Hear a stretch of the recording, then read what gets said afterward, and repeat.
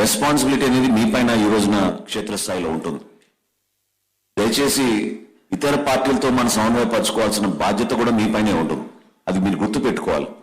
జనసేన పార్టీకి ఈ రోజున క్షేత్రస్థాయిలో అనేక చోట్ల అభ్యర్థులు పోటీ చేస్తున్నా సుమారు 6,40,000 మంది సభ్యత్వం ఉంది. మాకు క్రియాశీలక సభ్యత్వం అంటే 500 రూపాయలు సభ్యత్వం కట్టి పార్టీ కోసం గత 3 సంవత్సరాల నుంచి జిల్లాల వారీగా నియోజకవర్గాల వారీగా అనేక మంది క్షేత్రస్థాయిలో పనిచేస్తున్నారు.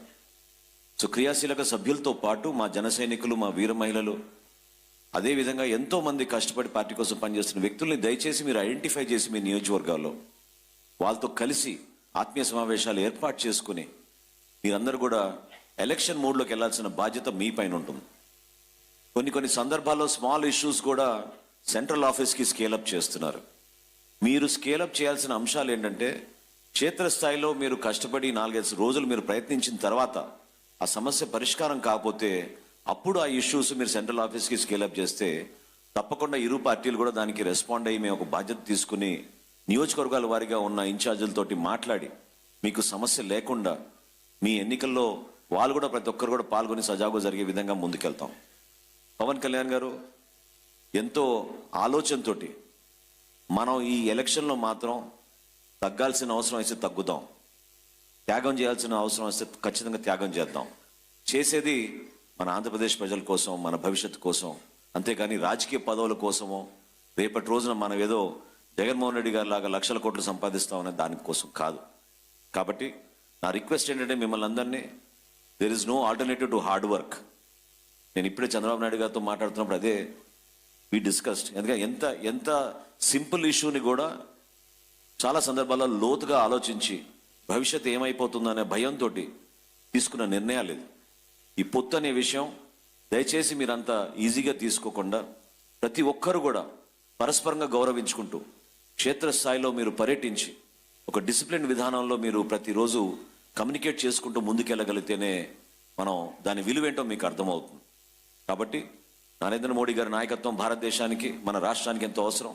చంద్రబాబు నాయుడు గారి నాయకత్వం, పవన్ కళ్యాణ్ గారి నాయకత్వం మన రాష్ట్రానికి ఎంతో అవసరం.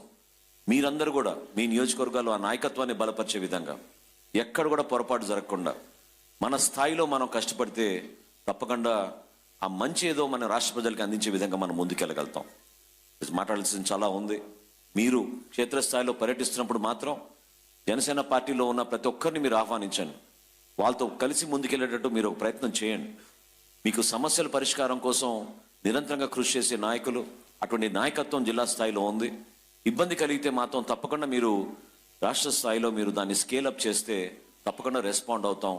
అంతేగాని మీరు ప్రతి చిన్న విషయంలో కూడా మనం ఇమీడియట్గా పైకి తీసుకెళ్లాల్సిన అవసరం ఉందని మీరు అనుకుంటే మాత్రం టైం వృధా అయిపోతుందనే భావనతో నేను మీకు ఎక్స్ప్లెయిన్ చేస్తున్నాను. కష్టపడి నిలబడదాం. ఈ పోరాటం మామూలు పోరాటం కాదు, ఇది నిజంగానే ఒక యుద్ధం.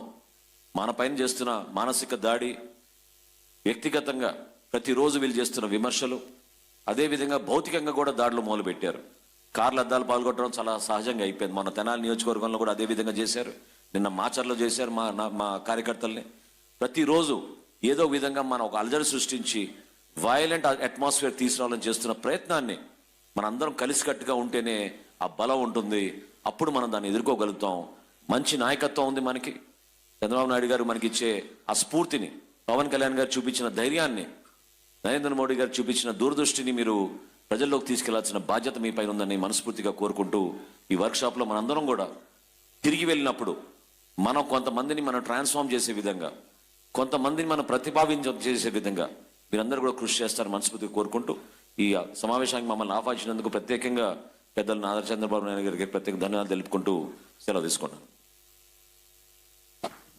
ధన్యవాదాలు శ్రీ మనోహర్ గారు. ఇప్పుడు బీజేపీ పార్టీని రిప్రజెంట్ చేస్తున్న శ్రీపాక సత్యనారాయణ గారు, క్రమశిక్షణ committee chairperson.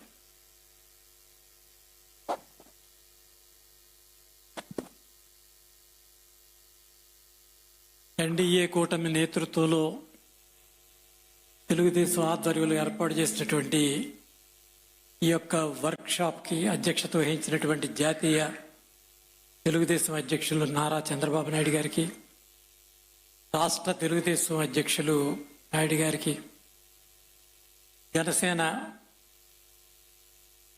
Public affairs committee చైర్మన్గా ఉన్నటువంటి నాదెళ్ల మనోహర్ గారికి,